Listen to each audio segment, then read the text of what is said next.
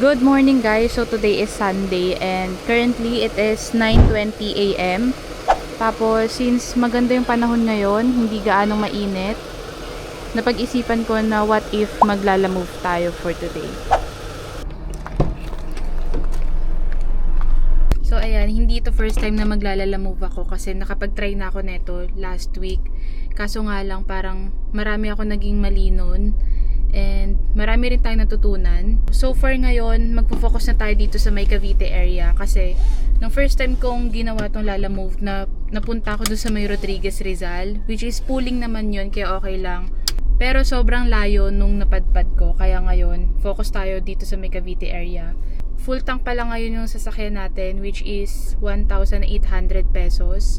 So, ina-assume na lang namin na each bar costs 180 pesos. So, tignan natin.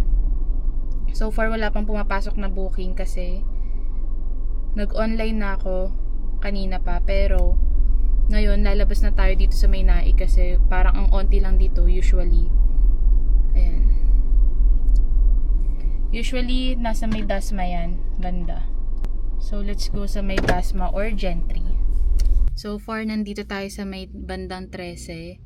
And then, 30 minutes na rin tayong bumabiyahe pero wala pa rin pumapasok na booking.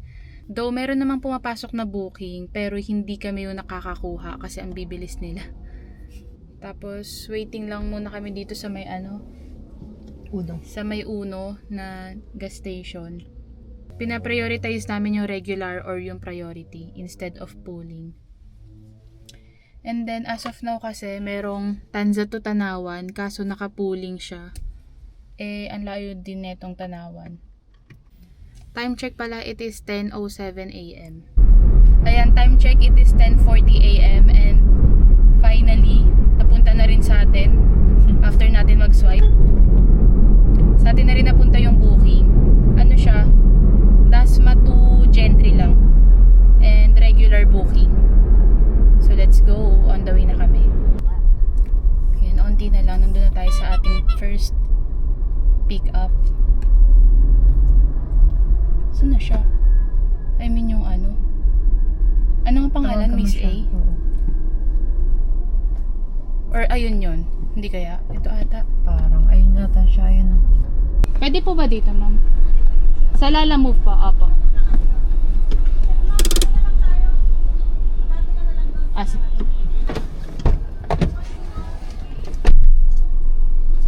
Yeah.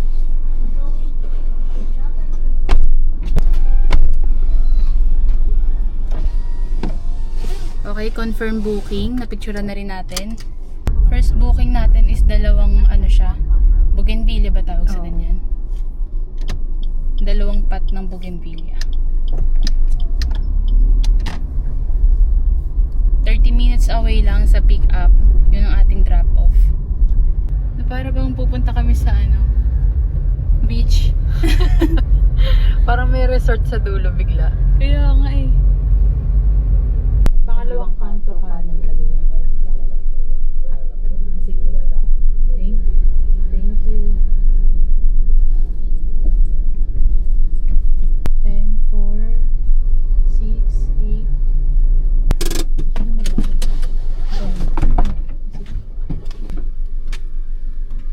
Nasaan na siya?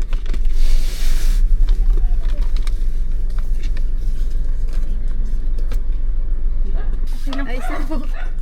Thank you po, ma'am. Thank you.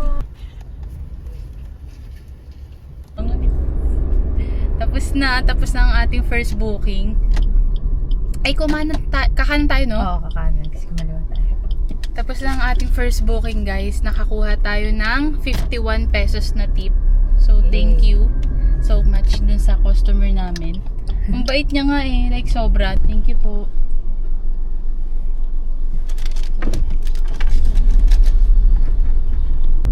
So, time check, it is 11:35 AM. And nabawasan na rin pala ng 1 bar ang ating full tank. And then, pinasukan na ulit tayo ng another booking from Gentry going to Dasma. So, ayan, on the way na rin tayo. Hindi na ako nag-text, nag-reply kasi siya. Ano Sa Okay. Okay po. Ano yung mga... Tignan nga natin yung 16. Kontakin mo yung pick up. Hindi niya sinasagot.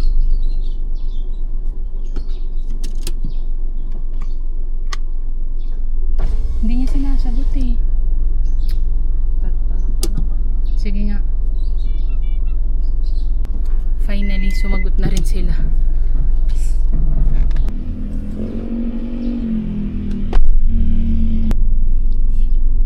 Ay.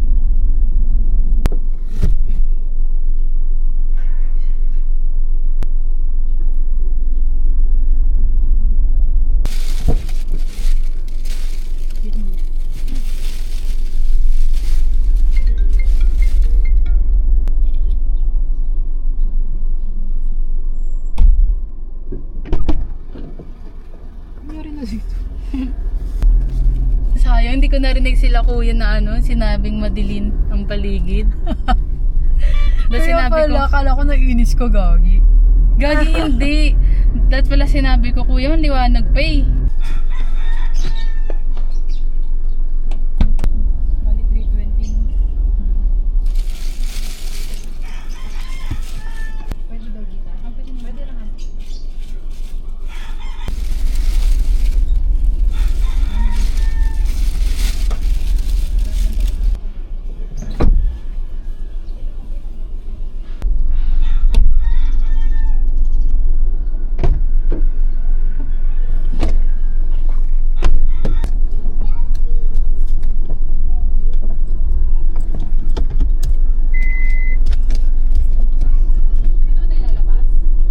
Dito na.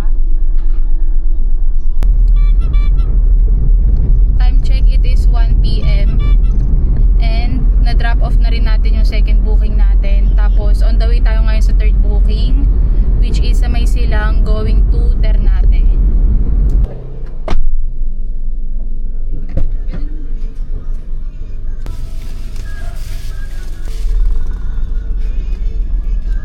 Ano yung payment o ano? Thank you. Kuya Kawit.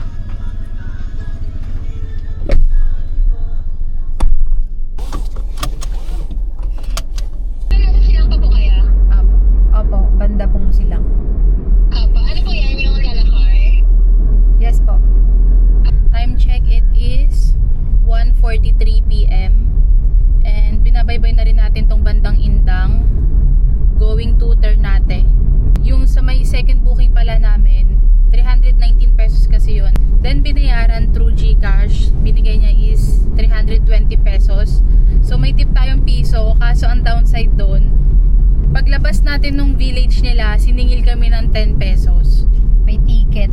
So 4 hours na tayong bumabiyahe with 3 bookings. Ang first food natin for this trip is mani. Ano, 20 pesos nga? Oh, 20. May 10, pero baka makunti na 10 eh.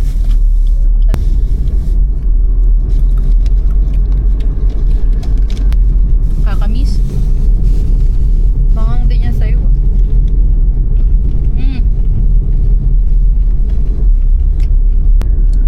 We are 3 minutes away and 1.8 kilometers na lang for our drop off. And I think since wala naman nang pumapasok na booking, this will be our last booking na. Since ano lang to, parang 15 minutes away na sa bahay namin. 2 bars pa rin yung nababawas sa ating fuel. Naig to Paranaque. Regular.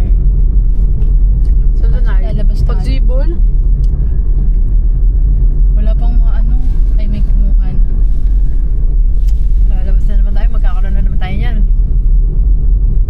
Ano kasi yung parang pinakaplano kasi namin, within the area na lang sana, within Cavite. Gagi na, or baka hindi kaya nasa kabila. In 200 meters, turn right. Ayan, ayun, Alpha Mart. Tapos 2 kanto daw. Okay, wait lang. Bakit pa rin sila nandito sa line na to? Ito na isa. O, 2 kanto na. Ito. Baka ito yung kanila. Charis.